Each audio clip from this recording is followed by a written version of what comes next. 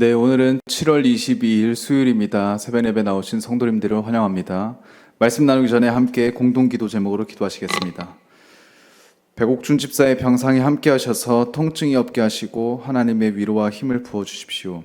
권하자 집사가 다시 걸을 수 있게 회복시켜 주십시오. 김시희 집사의 건강을 회복시켜 주시고 데이빗박 형제의 건강이 회복되게 해 주십시오. 2026년 여름 단기 선교를 축복해 주십시오. 나의 모든 가족이 예수님 믿고 구원받게 해주십시오. 예수님의 이름으로 기도합니다. 아멘.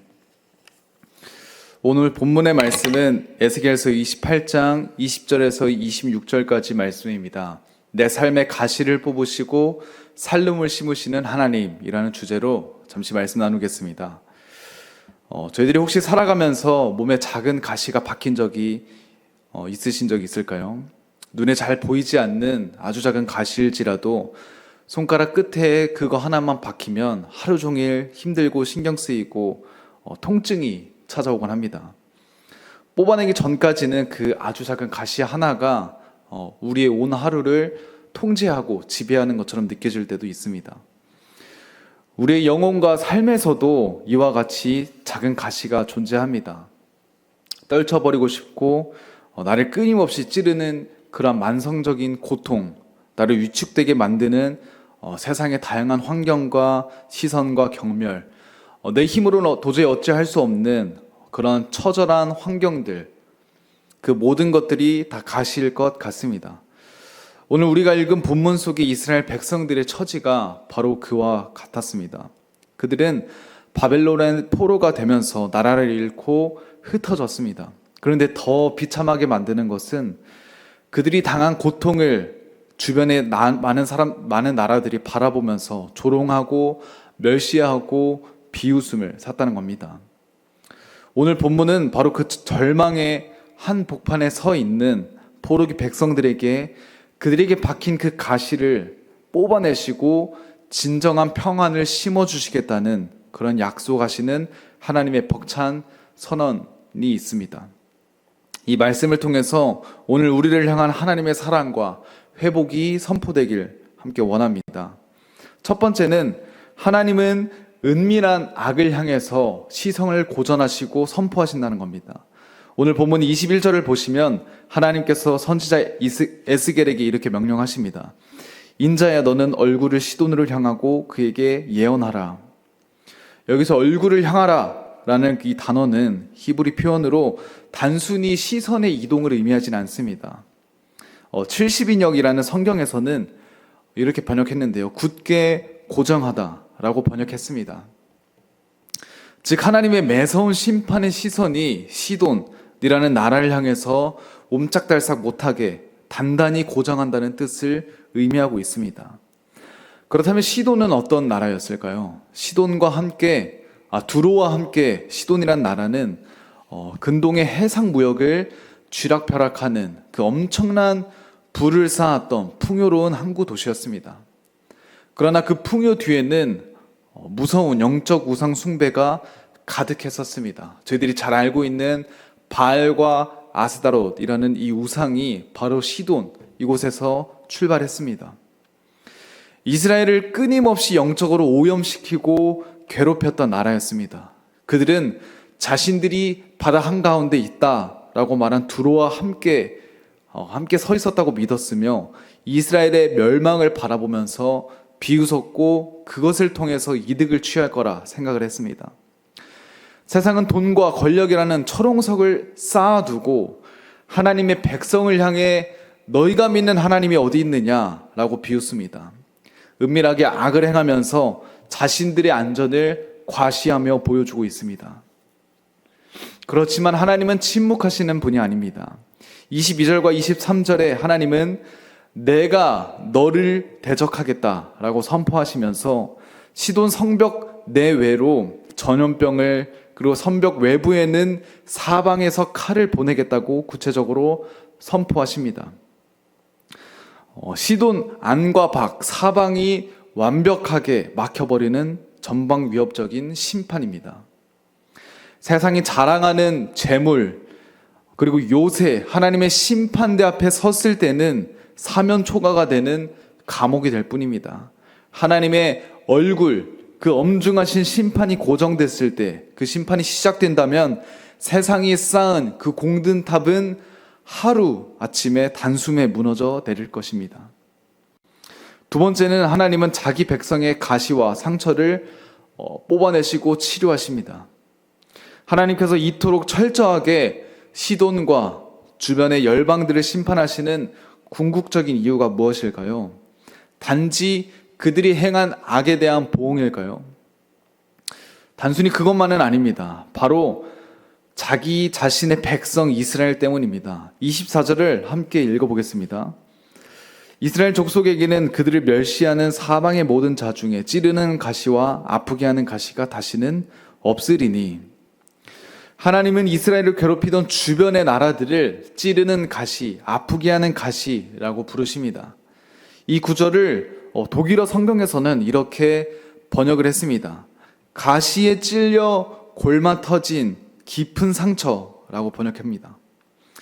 이스라엘은 수백 년 동안 이방 민족들의 조롱과 공격거리가 되고 경멸에 의해서 온몸과 영혼이 피투성이가 된 채로 살아가고 있었습니다. 하나님은 내 백성이 살같이 깊숙이 박혀서 날마다 피를 흘리고 만들어 있던 그 지긋지긋한 상처와 흔적들, 가시들을 다 알고 계셨습니다. 그리고 이렇게 선포하십니다. 다시는 너희의 삶에 너희를 찌르는 가시가 없게 하겠다. 내가 그 가시를 통째로 뽑아버리겠다.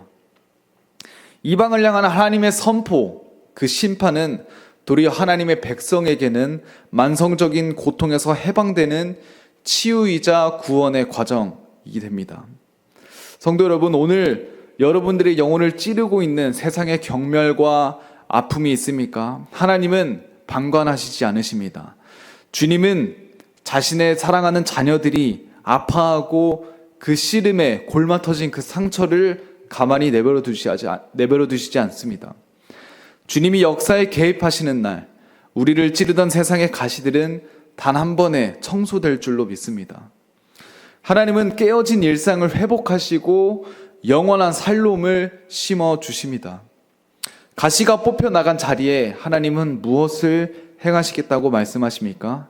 25절에서 하나님은 사방으로 흩어진 백성들을 자신의 주권적으로 그 양들을 모으시겠다 선포합니다. 그리고 26절에서는 놀라운 회복의 일상을 약속하십니다.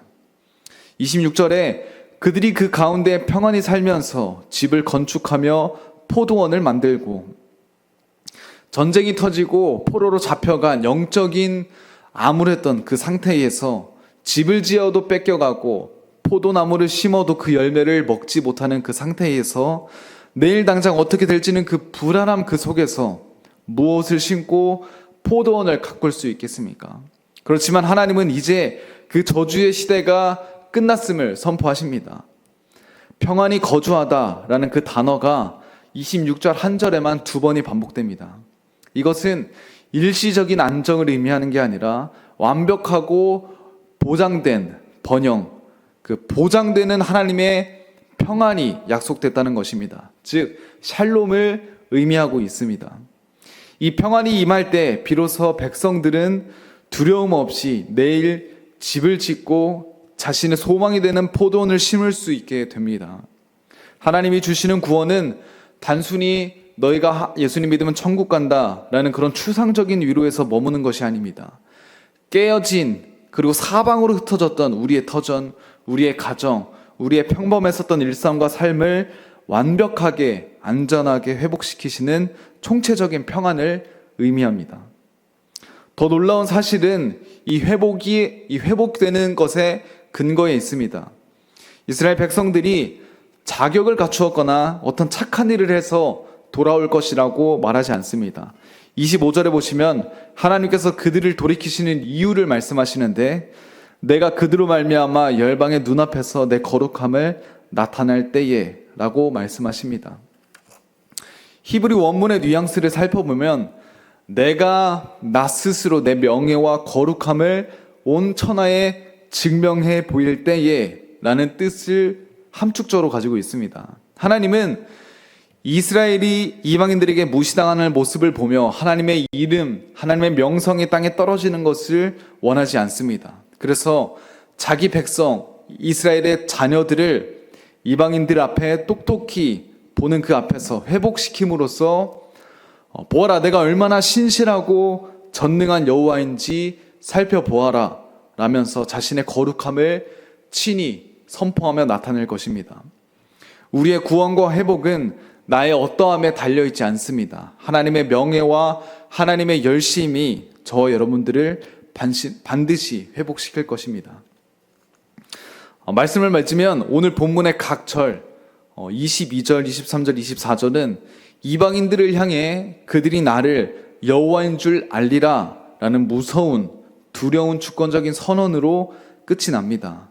그렇지만 마지막 26절 종착지는 다르게 나타납니다. 이스라엘을 향해서 이렇게 선포하십니다. 그들이 내가 여호와 그들의 하나님인 줄 알리라. 세상 사람들에게 그들이 내가 여호와인 줄 알리라 라는 선포는 그들에게는 심판과 멸망과 절망의 선포가 될 것입니다. 하지만 하나님의 자녀, 그분들이 사랑하는 양들의 하나님이 선포될 때는 내가 그들의 하나님인 줄 알리라 라고 끝을 맺고 있습니다. 비록 지금 우리 앞에 여전히 나를 찌르는 시돈과 같은 가시가 있고 삶의 터전이 흩어져서 불안해하고 있을지라도 온 우주의 주권자이신 하나님이 나의 하나님, 내가 너의 하나님이 되시는 줄 알리라 라는 그 사실이 선포될 때면 그것은 우리에게 사실이 되고 신뢰가 될 때 우리가 온전히 소망 가운데 평안히 거할 수 있을 것입니다. 우리의 골마 터진 상처를 아시고 삶의 가시를 뽑아내시며 우리의 무너진 일상 위에 완벽한 샬롬의 집을 지어가시는 그 신실하신 하나님을 신뢰함으로 오늘 하루도 세상의 경멸과 소망 중에 승리하시는 모든 성도님들이 되시기를 주님의 이름으로 간절히 축원합니다. 함께 기도하시겠습니다.